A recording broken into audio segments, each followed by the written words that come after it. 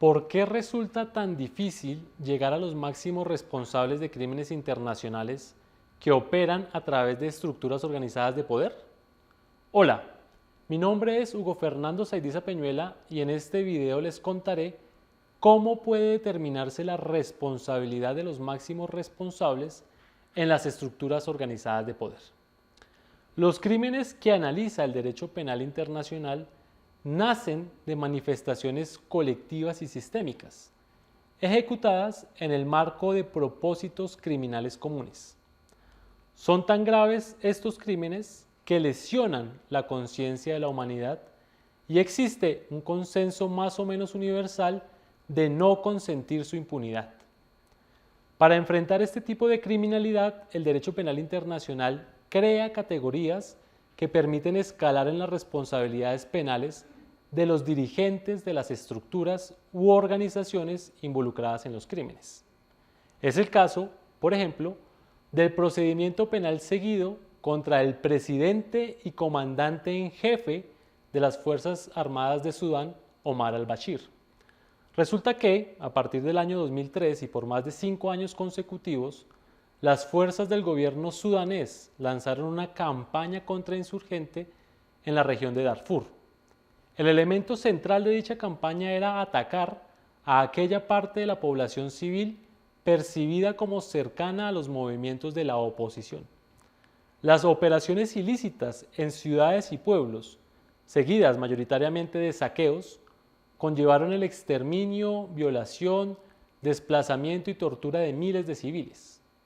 Al estudiar la presunta responsabilidad del presidente Omar al-Bashir, la Corte Penal Internacional indicó que la campaña contra insurgentes se había realizado a través de distintas instituciones del aparato de poder estatal de Sudán, las cuales actuaron de manera coordinada y emitió órdenes de arresto al considerarlo como coautor o autor mediato de los delitos cometidos por las fuerzas bajo su mando.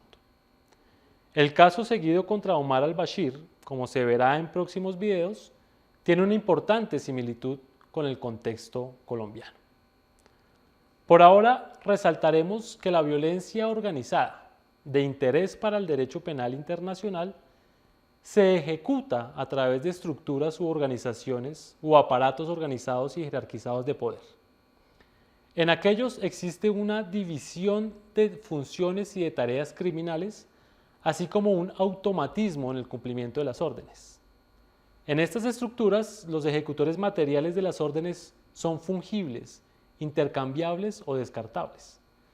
Los aparatos organizados de poder pueden ser de tipo estatal o paraestatal y se debe analizar al detalle la estructura a fin de identificar si cumple o no con los requisitos legales y jurisprudenciales para aplicar la forma de responsabilidad como autor o como coautor mediato por aparato organizado de poder.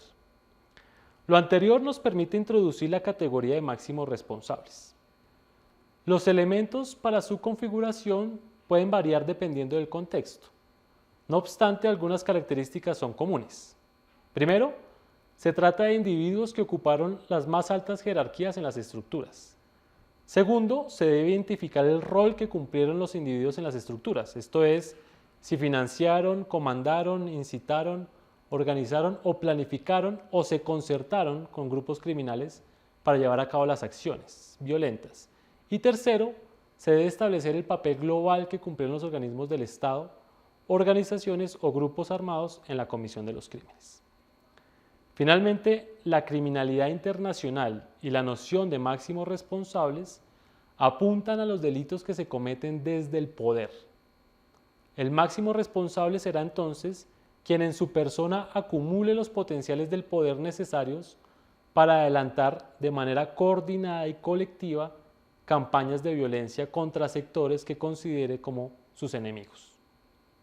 Te invitamos a conocer más sobre cómo se investiga la criminalidad de sistema y cómo se llega a los máximos responsables mediante nuestros próximos videos.